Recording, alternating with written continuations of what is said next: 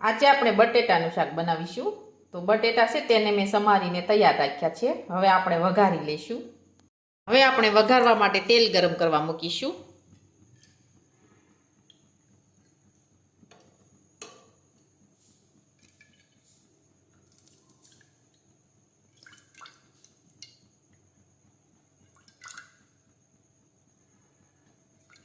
હવે આપણે તેલ છે તે ગરમ થવા દઈશું.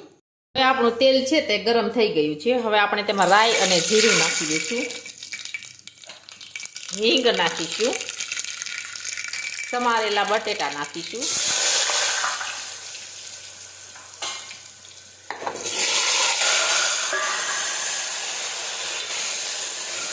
હવે આ રીતે આપણે ફેરવી લઈશું. હવે આપણે બધા મસાલા નાખી દઈશું. ચટણી નાખીશું. જીરું નાખીશું. હળદર નાખીશું. હવે આ રીતે આપણે ફેરવી લઈશું. હવે આપણે મીઠું નાખી દઈશું. ખાંડ નાખીશું. હવે આ રીતે આપણે સાતળી લઈશું. હવે આપણે થોડું પાણી ઉમેરીશું.